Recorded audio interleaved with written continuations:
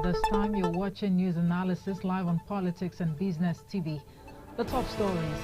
Joint Admission and Matriculations Board introduced waivers for persons living with disability. Minister of Budget and Economic Planning, Atiku Bagudu, says exchange rate would improve. Socio-Economic Rights and Accountability Project, SERAP, calls for court in the cost of governance.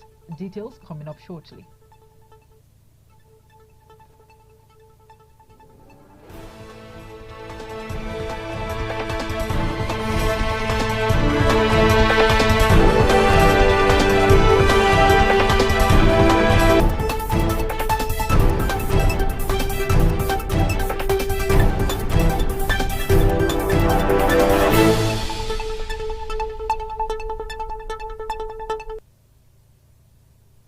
Welcome back. I am Omoefe Peace Osebere. Now, the Joint Admission and Matriculations Board, JAM, has introduced waivers for persons living with disability who wish to sit for the 2024-2025 Unified Tertiary Matriculation Examinations. The JAM Registrar, Ishaq Oloyede, disclosed this while rolling out the registration process for interested candidates across the country. Oloyede, while announcing that registration for the 2024 matriculation examination will commence today, added that JAM will issue free application documents to all categories of persons living with disability as a form of support. While assuring that measures have been put in place to ensure a smooth exercise for all candidates, he said audiobooks would be provided for all blind candidates. Now, the 7 major oil marketers in Nigeria have registered with the Dangote Petroleum Refinery for the lifting and distribution of refined petroleum products produced by the $20 billion plant.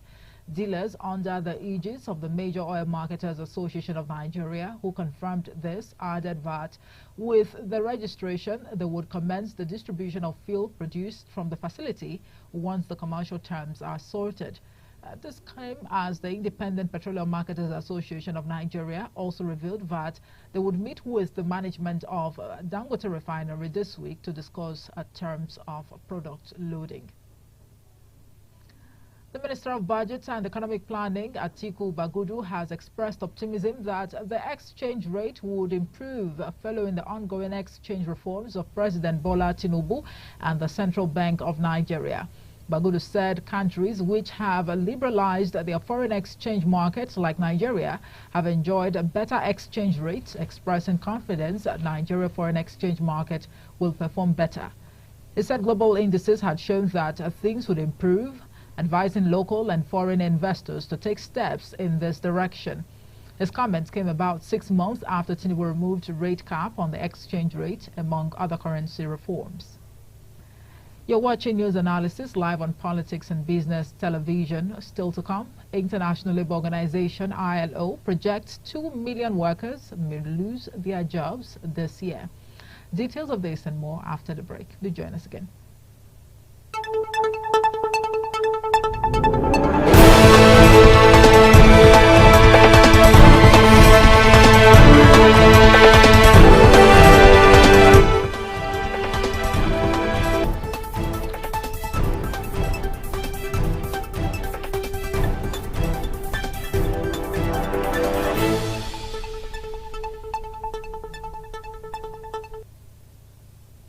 Welcome back. If you're just joining us, you're watching news analysis live on Politics and Business Television. Now, the Socio-Economic Rights and Accountability Project, SERAP, has urged the Senate President, Godswill Akpabio, and Speaker of the House of Representatives, Dr. Tajuddin Abbas, to reduce the National Assembly budget of 344.85 billion naira to reflect the current economic realities in the country.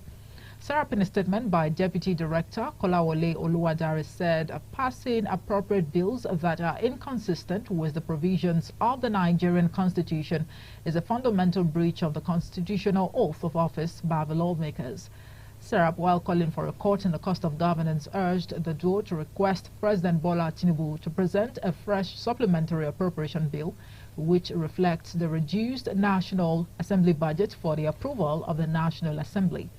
It also urged them to publish details of a National Assembly budget of 344.85 billion naira, including the proposed spending details of the 3 billion naira for the Senate car park and the 3 billion naira budgeted for the House of Representatives car park.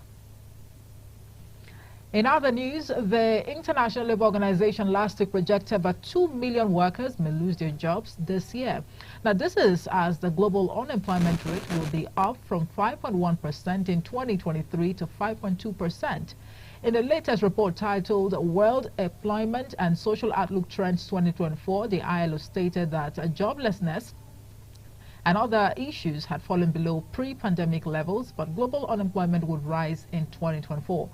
It added that growing inequalities and stagnant productivity were causes for concern.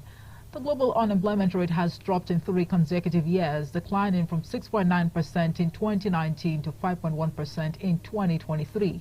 The report indicated that the labor market had shown surprising resilience despite deteriorating economic conditions, but recovery from the pandemic remained uneven as new vulnerabilities and multiple crises were eroding prospects for greater social justice.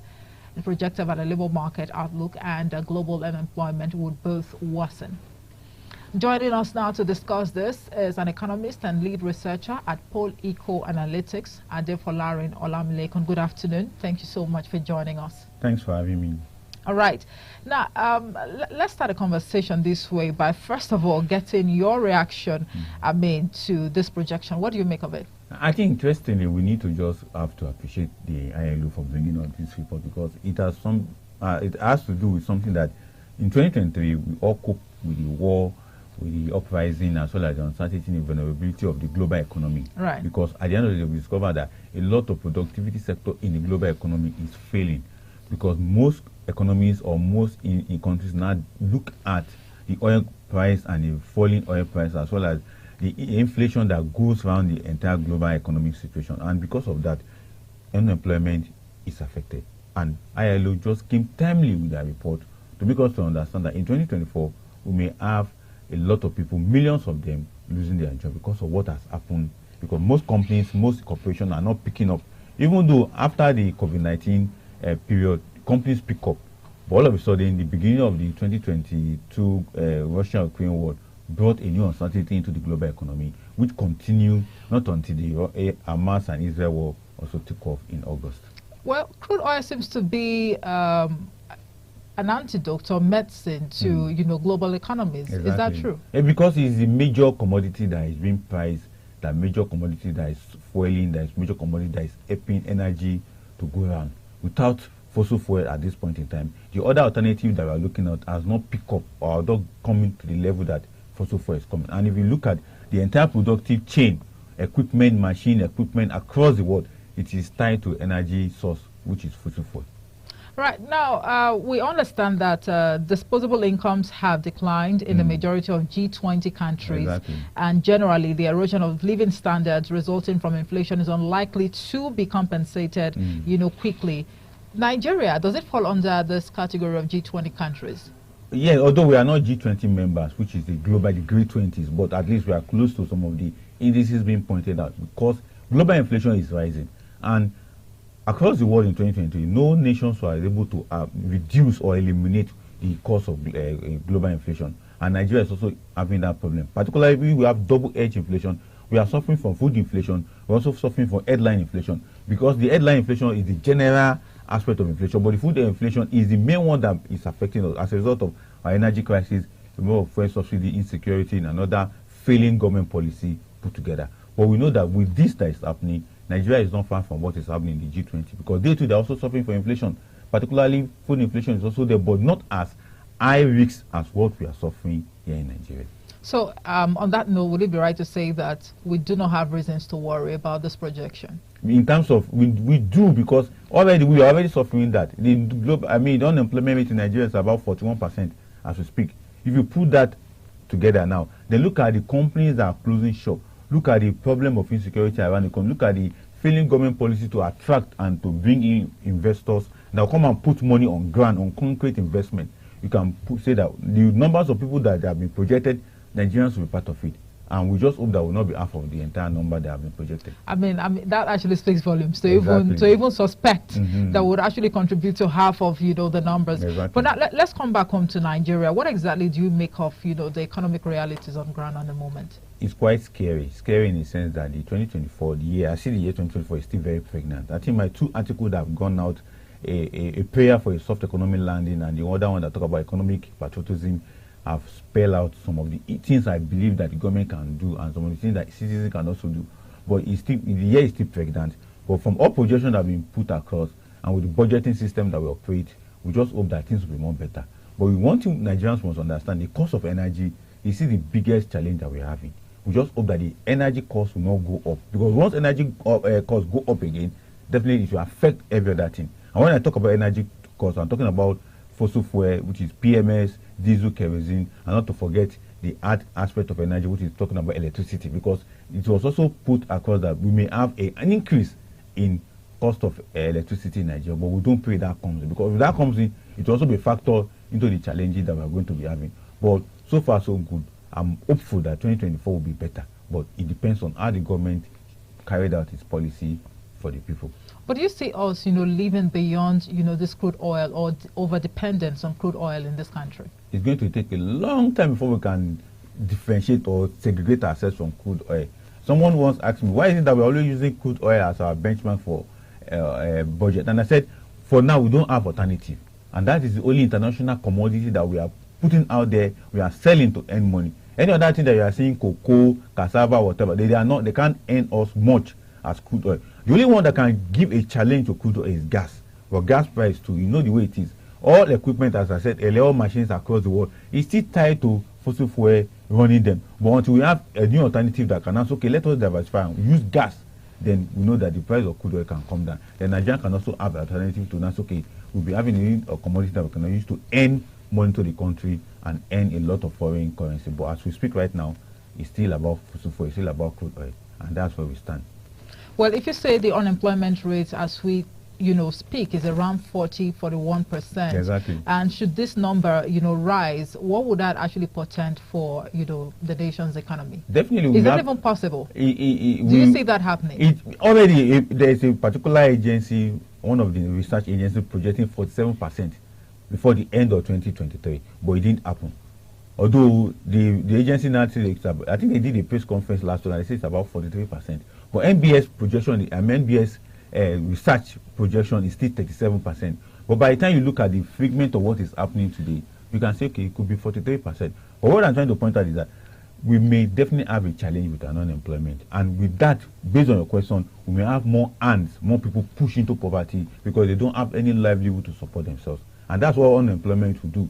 That means we're going to be having issue with crime, we're going to be having issue with several other, menaces in the society that will not help the economy. And once society is divided in such, definitely the economy will have issue.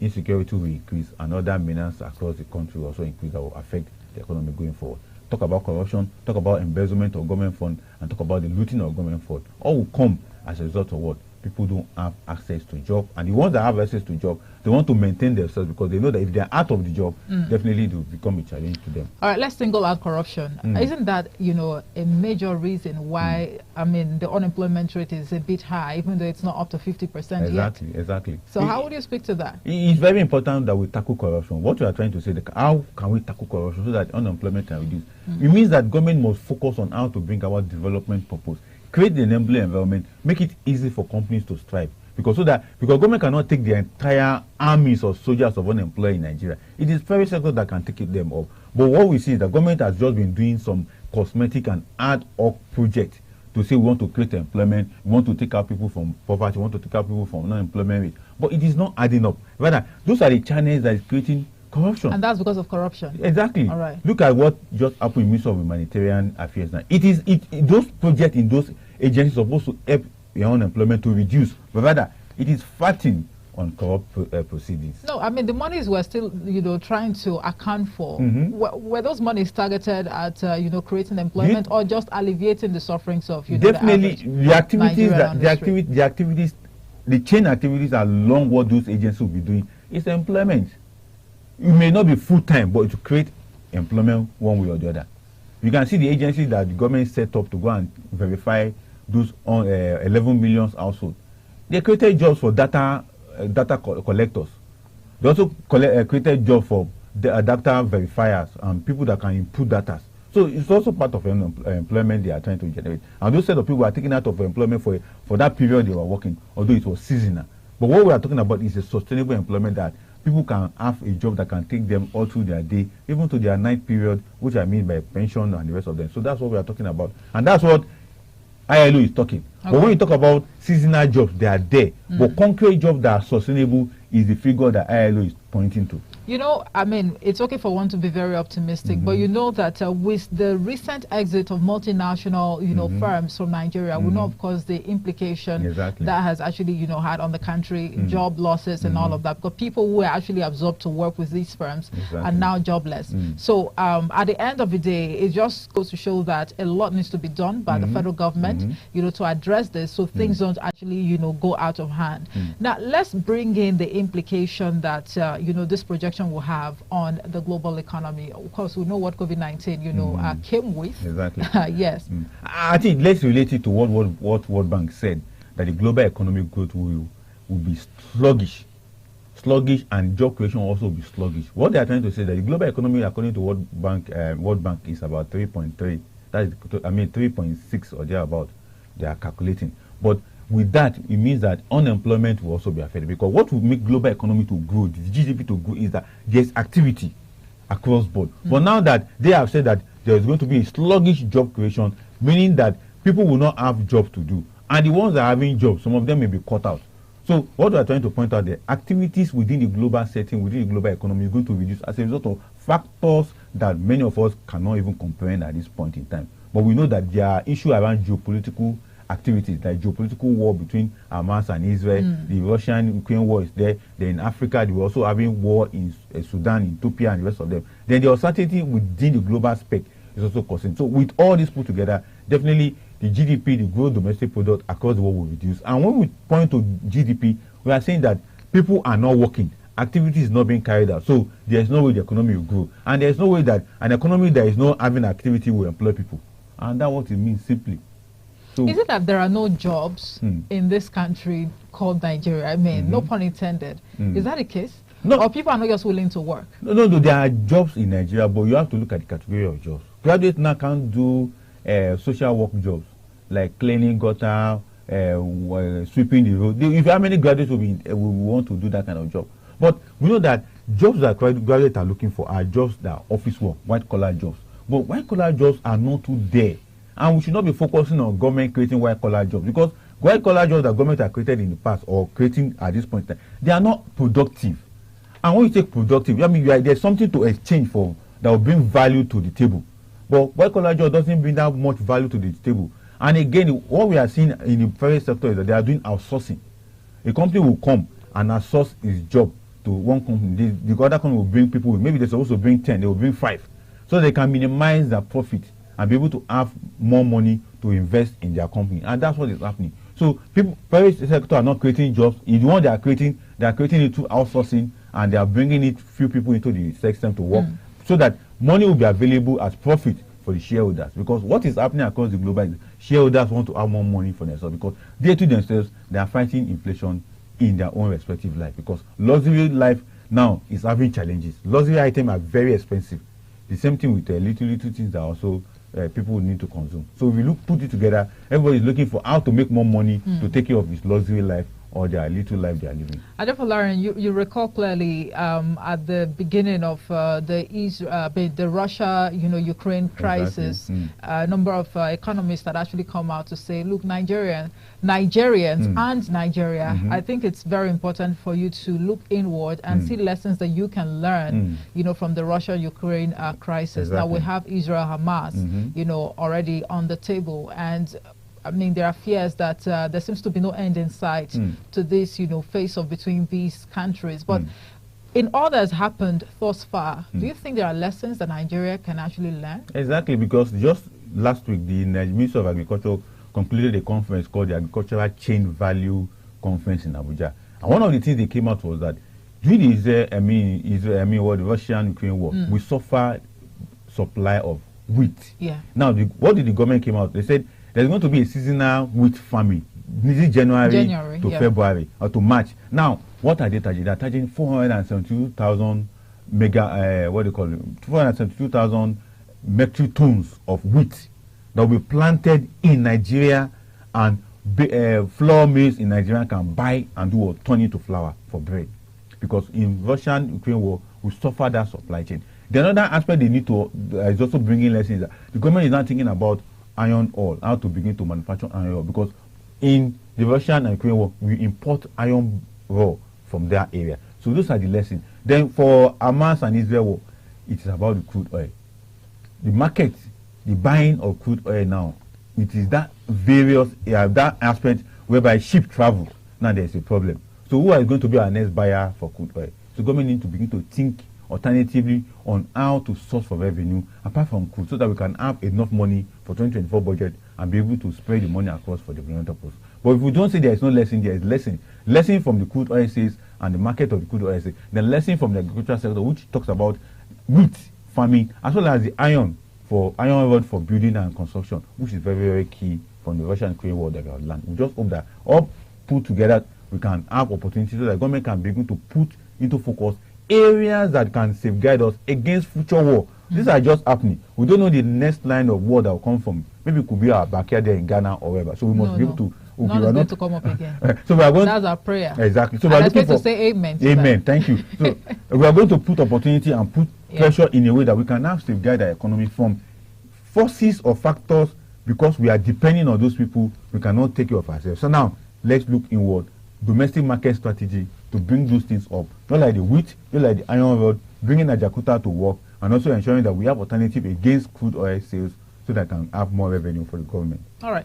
Now, earlier you actually pointed out some, reasons as to why the unemployment rate, is where it is today. I mean, it's not the 50%, but it actually calls for concern as it is at the moment. Now, for a country that is blessed with mineral resources, you take a look at, the abundant mineral resources, within our region, all of that. Why should unemployment be a problem? And again, maybe we might have reasons to heave a sigh of relief, with this unemployment, status, because we know, of course, that Dangote refinery is up and, doing at the moment. What that one would do, let's take out from the Dangote. By the time Dangote starts producing, there will be a lot of chain production factory, cottage industry that will be coming up within that Lagos axis to up north.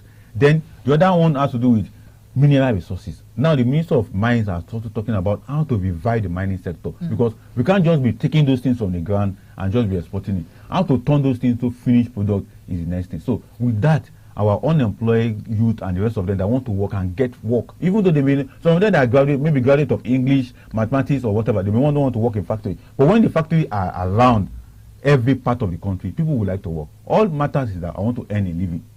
Maybe by the time you work 2-3 years in those factories, you can go over and change, go for further studies and have another better degree. Then you can change your status and work somewhere else. But what we want now is how to ensure that those areas like mineral resources, Dangote refinery coming up, they can link up with creating employment through value chain in other sectors of the economy, petrochemicals and allied industries, food assets, and the rest of them can come up. So that these are the areas that we can create jobs for Nigeria. But we continue to look at government, ministers of this, agencies of this. Those ones will not create that enabling job that Nigerians really want, that can really mop up the entire unemployed soldiers that we have in the country. But over the years, what have you been able to make of, private and public, and collaboration in a bid to deal with or tackle unemployment in the country? They have done it in the past, but the problem still remains that if it is private-public partnership, the private individuals are looking for how to make more money. They're looking at how to reduce the cost of production. And one of the ways when I want to reduce the cost of production is to look at human capital aspect and do what? They slash it. A work of 10 people, they'll bring 5 people. And it happens majorly in private sector. Most time when the government brings their own, they can bring a lot of people to board. When it could become PPPA, that means federal government, private and private individual, they will definitely slash the human capital aspect. And that will be reducing the cost of people they have on their payroll and reduce the number of people they employ. So we just hope that. But is that a trend in other climes? It happens across board. One thing about private entities is that the only way to make more money is to reduce the cost of how much you are spending on your human capital, because that is human capital aspect that you are collecting, your running costs, salaries, and every month allowances. That's right. Where you go. So they must look for alternative to bring it in so that they can reduce it. Why do you think that AI is reigning now? It is because so that they can reduce the human factor, whereby we are going to be paying salary, paying pension, paying allowances. Talking about AI, Adefolarin, should we be concerned or worried, I mean, as to this AI trend? Is it about to take over and render, you know, the workforce, you know, I mean, handicapped? Definitely it will happen, but not to the magnitude that many people are thinking. It's just like a computer. We have first generation computer, second generation computer, and a microcomputer, mini computer. When they came in, what did it do?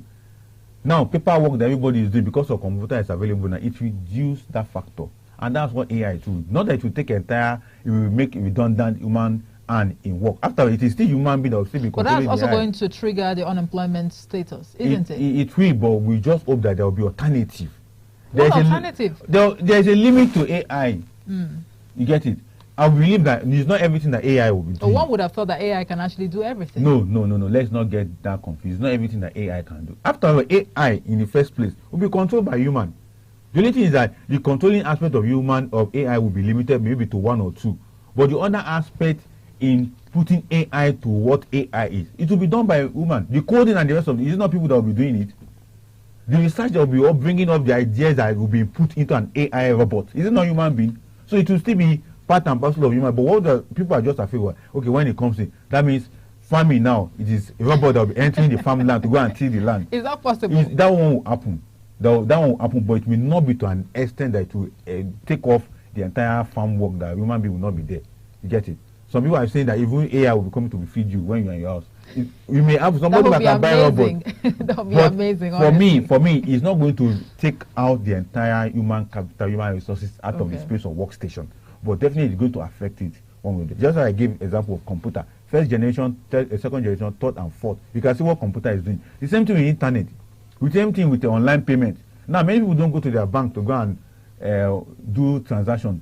But they sit in their house on the comfort of their sitting room, they do their transfer. But does that stop bank from recruiting people to work in a bank? The bank will still recruit marketers. Can AI do marketing for the banks? Maybe. It could it's do, just a but matter not. Of time. But you not, never can tell. That's why I say it will not take out the entire space of human workstation, but definitely it will affect it to an extent. Like in the media space now, AI will come in, but AI can it be doing what you are doing? It could, but not to the extent that interrogating me. It shouldn't. It is my prayer that it shouldn't. You know, in fact, I think Rewan, you should join forces with me now, because if AI should come and take over, then we are going to be jobless. Although they are already in the media, AI is already in the media, but people like Rewan will be the one controlling it from the authentic MCR room. The AI robotic will be there with the camera, but somebody is controlling it. The code that is making it to work functionally, somebody did it. And when the code malfunction, somebody will still come and repair it. So people should understand that AI, as it's coming, is going to bring disruptive development. But at the same time, it's going to also bring about a new constructive development. But that doesn't mean it's going to take out everybody from the workstation. All right. So our time is fast spent. To wrap up the conversation, now in a yes or no response, Adefolarin, unemployment rate, is it going to see a spike this year in Nigeria? It will. I just told you that the last count by NBS was 37. KPMG and the rest of it are saying it's 43. Maybe by the time NBS come up with their first quarter report on unemployment, it could be 40 or 41 point. The reason why I'm actually asking you to answer this in a yes or no response is because of the factors around us at the moment. Exactly. Because the Dangote refinery is one that a number of Nigerians have been looking up to. So by the time it actually hit the ground running, of course we know that jobs will be created. Definitely, but not the magnitude that we're looking at. This year, 10 million Nigerians will get jobs. No, it will be springing. If Dangote start producing, somebody else will pick the chemical that Dangote is producing, the leftover chemical that they need to transform into plastic. Somebody will pick it up. Before they will finish building that plastic factory, it can take some months. So that's why I say it will be springing, but not as we expected that everybody will just get job. No, it will come. But though I know logistic-wise, transportation-wise, employment will be created in that area. All right. Well, what a way to end the conversation. And I think, a takeaway, for me would be the fact that Nigerians shouldn't really worry about, the emergence of AI as whether or not it is here to chase you and take away your jobs from you. According to Adefolarin, there is really no cause for concern. We've been discussing the implication of International Labour Organization projection that 2 million workers, may lose their jobs this year. And, well, our fingers are crossed to see how events will unfold, in the economy right here in Nigeria and, of course, the labor market in Nigeria. Adefolarin Olamilekon is an economist and also lead researcher at Politics Analytics. Thank you so much for talking to us. Thanks for having me. All right, and that's it for news analysis today. I am Implication. Thank you so much for watching. Don't forget you can follow us across social media platforms at Politics and Business Television. Good afternoon.